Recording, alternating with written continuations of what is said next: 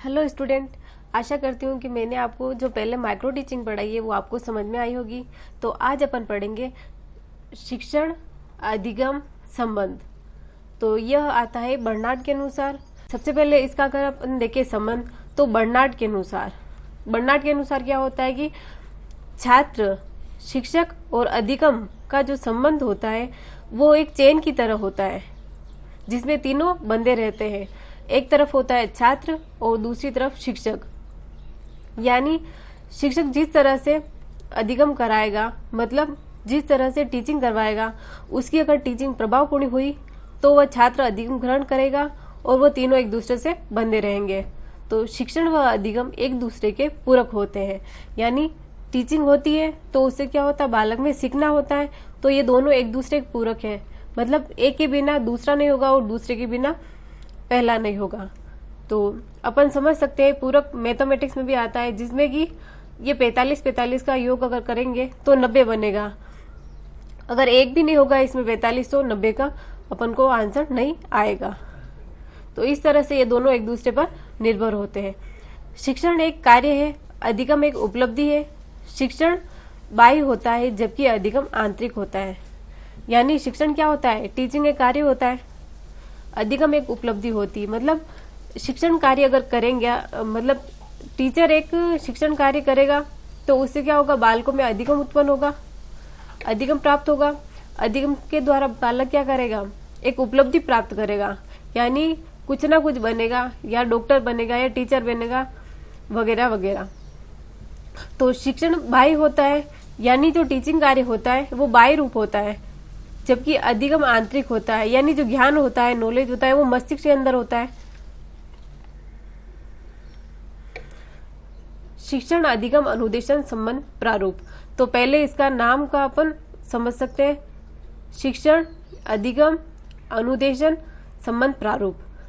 शिक्षण यानी क्या होता है, टीचिंग, जो कि शिक्षक और शिक्षार्थी के मध्य होती है। अधिगम यानी शिक्षण से प्राप्त जो ज्ञान होगा उसे बालक ग्रहण करेगा तो वह सीखेगा, तो यह कहलाता है अधिगम। और अनुदेशन होता है, यह शिक्षण का एक तरह का तरीका होता है जो कि विद्यालय में या स्कूल में नहीं होता है। यह आपने पढ़ी होगी, कोटा यूनिवर्सिटी से बच्चे एग्जाम देते हैं, तो वह एक तरह का अनुदेशन होता है जहाँ की बच्चे घर पर रहकर उन्हें किताबें प्रोवाइड करा दी जाती है और घर रहकर पढ़ाई करते हैं और एग्जाम देते हैं। तो इनके बीच अपन संबंध देखते हैं। शिक्षण होता है, उसी के अंदर अनुदेशन होता है। यानी जो अनुदेशन होता है यह शिक्षण का ही भाग होता है। जो शिक्षण होता है वो स्कूल या विश्वविद्यालय में होता है, जबकि अनुदेशन होता है यह घर बैठकर किताबें मंगाई जाती है, जिसमें कि कोटा या अन्य यूनिवर्सिटी जो एग्जाम होते हैं वो होते हैं अनुदेशन के अंदर। तो इन दोनों से हमें क्या प्राप्त होता है, अधिगम। अब अपन पढ़ते हैं शिक्षण के सूत्र। सबसे पहला आता है ज्ञात से अज्ञात की ओर। ज्ञात से अज्ञात की ओर में क्या होता है कि यह सूत्र हमें बताता है कि जो छात्रों को ज्ञात है, छात्रों को जानकारी है अथवा छात्रों को पूर्व ज्ञान है, उसी के आधार पर नवीन ज्ञान प्रदान करना चाहिए। यानी जो टीचर होता है उसको चाहिए कि जो बच्चे को पहले से याद है उसी के आधार पर वो आगे का जो थ्योरी हो वो पढ़ाए। अगर पहले वाली थ्योरी उसे पक्का नहीं है तो वो आगे वाला नहीं पढ़ पाएगा। तो उसे ध्यान रखना चाहिए कि जो पहले वाली जो उसने ज्ञान दिया है उसका उसे निर्धारण करना चाहिए कि उसे याद है या नहीं, उसी के बेस पर उसे आगे वाला पढ़ाना चाहिए। एक अच्छा शिक्षक सदैव छात्रों के पूर्व ज्ञान पर नवीन ज्ञान आधारित करके पढ़ाता है। दूसरा सूत्र है सरल से कठिन की ओर। नाम से ही पता चल रहा है कि बालक को पहले सरल वस्तु पढ़ानी चाहिए और फिर जटिल वस्तु पढ़ानी चाहिए। तो पाठ्य सामग्री को संगठित करते समय शिक्षक को चाहिए कि सरल प्रत्यय छात्र को पहले बताए और क्रमानुसार कठिन या जटिल प्रत्ययों को उनके बाद बताए। तो अपन एग्जाम्पल लेके देख सकते हैं कि अगर कोई बालक है, उसे जोड़ बाकी नहीं आ रही है, तो सबसे पहले उसे गिनती सिखानी चाहिए। अगर गिनती नहीं सीखेगा तो उसे जोड़ बाकी नहीं आएगी। और इसी तरह अगर कंप्यूटर में है तो कंप्यूटर में उसके जो पार्ट होते हैं सबसे पहले उनकी जानकारी देनी चाहिए टीचर को, उसके बाद उसकी सारी बात की जो थ्योरी होगी उसे बाद में पढ़ानी चाहिए। अगर उसका बेसिक क्लियर नहीं होगा तो वो आगे कैसे पढ़ पाएगा। तो इसीलिए जो छोटी चीज होगी उसे पहले पढ़ानी चाहिए और जो जटिल चीज होती उसे बाद में पढ़ानी चाहिए।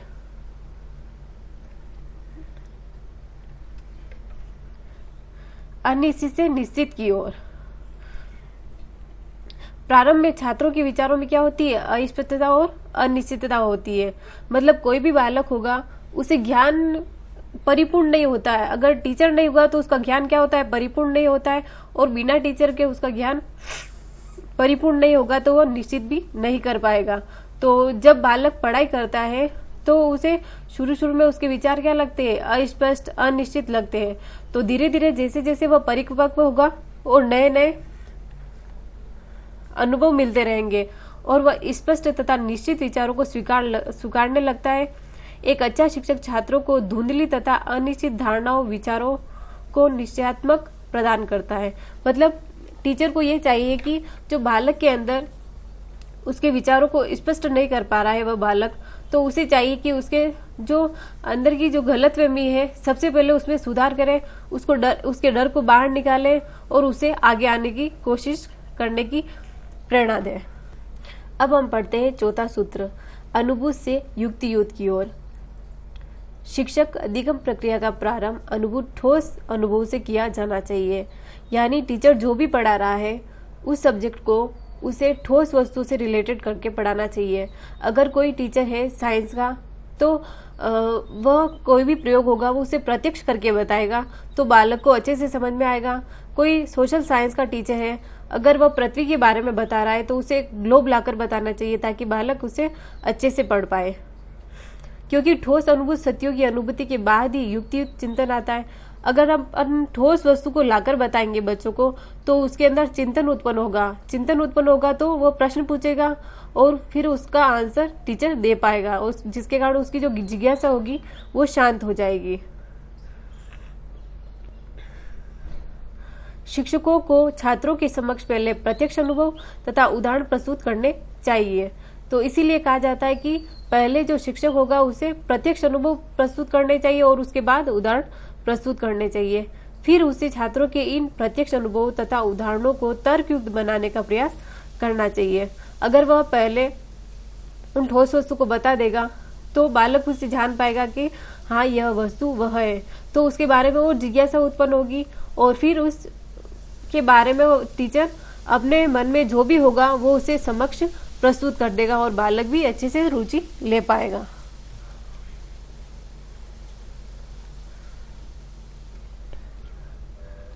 मूर्त से अमूर्त की ओर।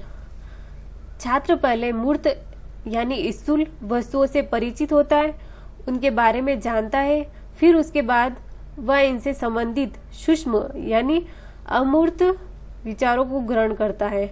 मूर्त तथ्य सरल, वस्तुनिष्ठ तथा बोधगम्य होते हैं, जबकि अमूर्त तथ्य काल्पनिक, कठिन, जटिल तथा भ्रामिक होते हैं। तो इससे अपन सबसे पहले ये समझ सकते हैं कि आप यह मान लो मूर्त होता है यानी कोई वस्तु है, ठोस वस्तु जिसे अपन देखते हैं, यानी मान लो मूर्ति। ठीक है, मूर्ति को अपन ने देख लिया। अब है अमूर्त। अमूर्त यानी मूर्ति को अपन ने देख लिया और फिर उसके बारे में जो मूर्ति के बारे में जो भावना अपने को मिलेगी वो कहलाता है अमूर्त। तो अपन इससे यूं याद कर सकते हैं, मूर्त यानी मूर्ति और अमूर्त यानी मूर्ति के बारे में जो भावना होगी वो कहलाता है अमूर्त। तो अपन हम जान चुके होंगे कि मूर्त और अमूर्त क्या होता है। तो छात्र पहले मूर्त वस्तु से परिचित होता है, यानी किसी वस्तु या स्थान को देखता है, उनके बारे में जानता है, फिर इसके बारे में वह इनसे संबंधित अमूर्त विचारों को ग्रहण करता है। यानी कोई बच्चा होगा जिसने कोई मंदिर देखा होगा और उसी मंदिर में वह 1-2 महीने बाद जाएगा, तो 1-2 महीने बाद जाने के बाद अगर वह बच्चा उस मंदिर को देखेगा तो उस बच्चे को वह मंदिर नया सा लगेगा, लेकिन उसके बारे में पहले उसकी धारणा होगी कि मैंने पहले इस मंदिर को देखा हुआ है। तो उसके मन में यह बात जग जाएगी कि हाँ मैंने इस मंदिर को देख रखा है। तो उसके मन में एक तरह की भावना बन चुकी है कि इस मंदिर में तरह का जादू हुआ था, तो वह इसे याद कर लेगा। मूर्त तथ्य सरल, वस्तुनिष्ठ तथा बोधगम्य होते हैं। यानी जो मूर्त होते हैं वो तथ्य सरल यानी देख सकते हैं अपन, और वो सरल होते हैं। वस्तुनिष्ठ तथा बोधगम्य होते हैं यानी इससे हमें बोध होता है। जबकि अमूर्त होते हैं वो तथ्य क्या होते हैं? काल्पनिक, मतलब कल्पना भी हो सकती है। कठिन होते हैं, जटिल तथा भ्रामक होते हैं, मतलब भ्रम भी उत्पन्न करते हैं। छठा सूत्र है विश्लेषण से संश्लेषण की ओर। इस विश्लेषण का मतलब होता है तोड़ना और संश्लेषण का मतलब होता है जोड़ना। तो पहले किसी भी वस्तु को अपन तोड़ते हैं और फिर उसे जोड़ते हैं। तो किसी भी समस्या का विश्लेषण करने से पहले छात्रों को समस्या के बारे में स्पष्ट तथा निश्चित ज्ञान प्राप्त होता है।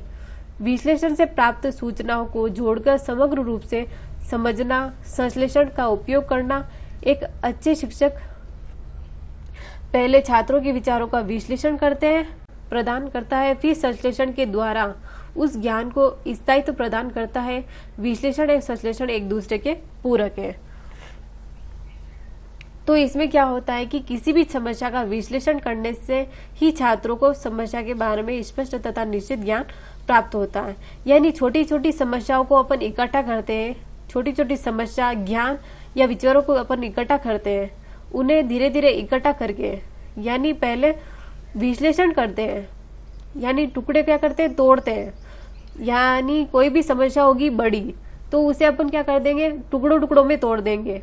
टुकड़ों में तोड़ी तो फिर उससे क्या होगा? तोड़ने के बाद उसका एक संक्षिप्त, मतलब एक छोटा सा, जैसे अपन स्टोरी पढ़ते हैं ना, स्टोरी में छोटे छोटे भाग होते हैं और उसके बाद में क्या तो आपको पता चलता है उसका सार, नीचे होता है उसका सार। तो उस पूरी स्टोरी का जो मेन जो वर्ड होता है वो उससे पता चल जाता है। तो इसी तरह विश्लेषण से संश्लेषण, पहले तोड़ते हैं और फिर जोड़ते हैं।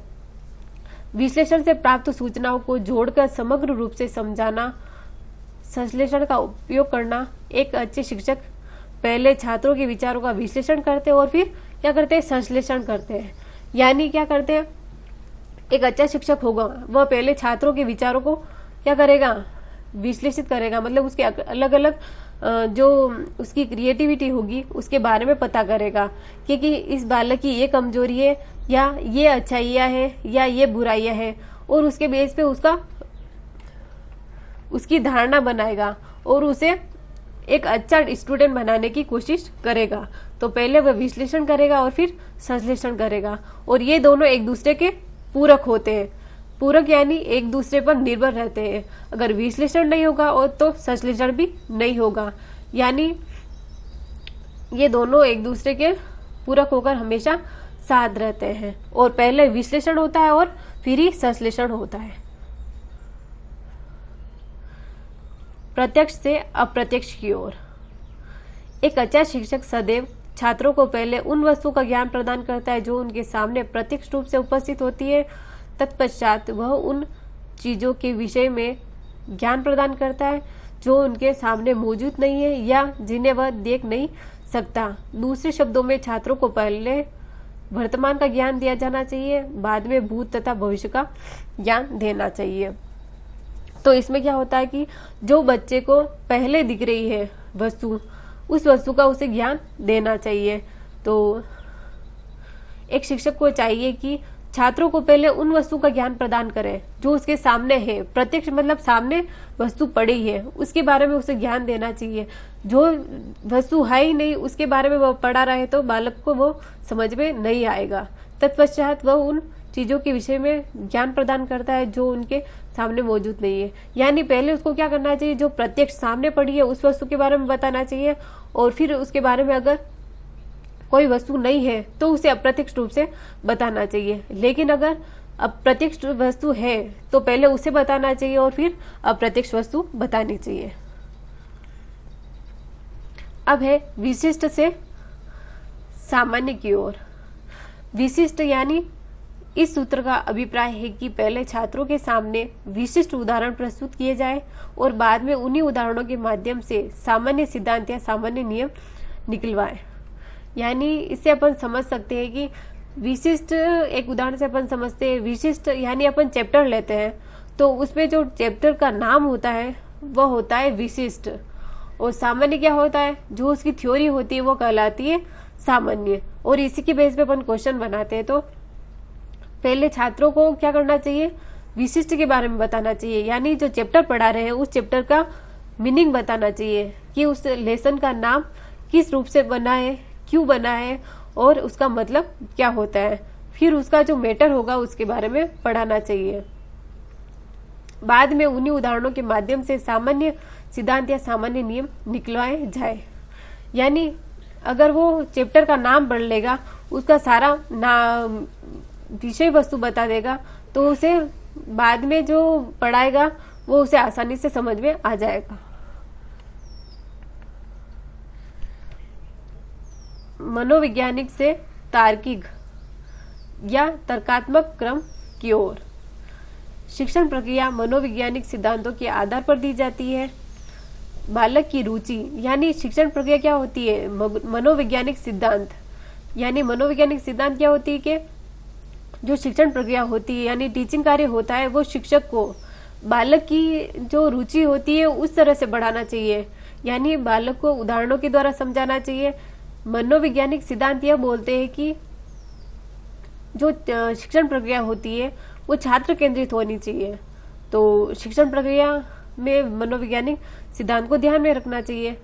बालक की रुचि, योग्यताओं, जिज्ञासा, आवश्यकता व परिपक्वता के आधार पर पाठ्यक्रम, शिक्षण विधियों व शिक्षण सहायक सामग्रियों का प्रयोग किया जाना चाहिए। यानी अगर कोई बालक नर्सरी का है तो उसे खिलौनों के द्वारा पढ़ाना चाहिए, और वही बालक अगर 12th क्लास का है तो उसे लेबोरेटरी से पढ़ाना चाहिए।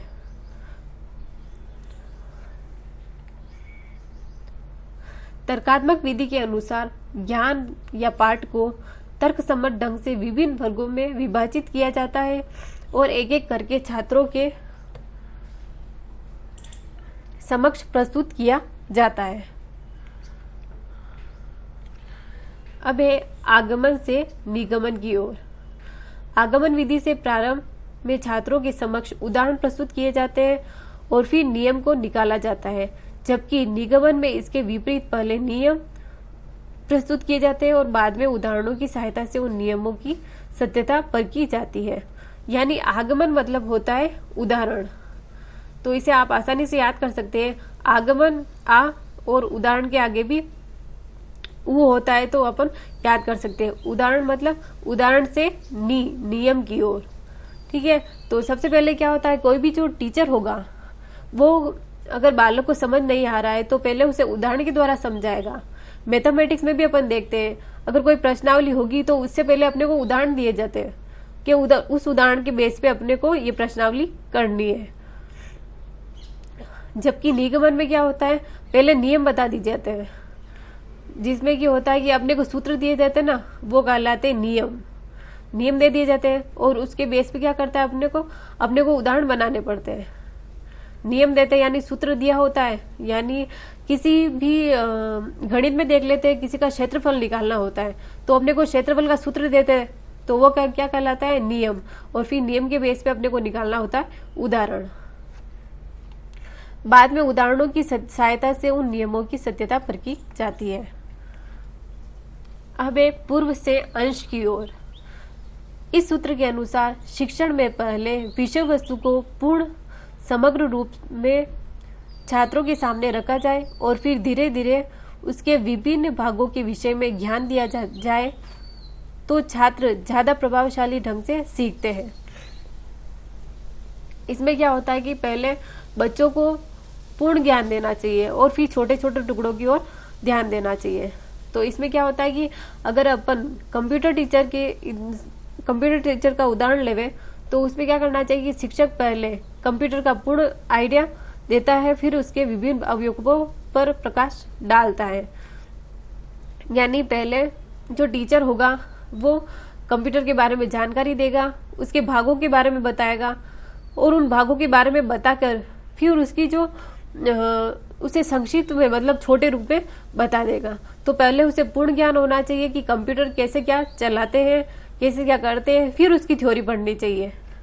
आशा करती हूँ मेरा पढ़ाई हो आपको समझ में आए। अगर आपको अच्छा लगा तो लाइक एंड सब्सक्राइब करें।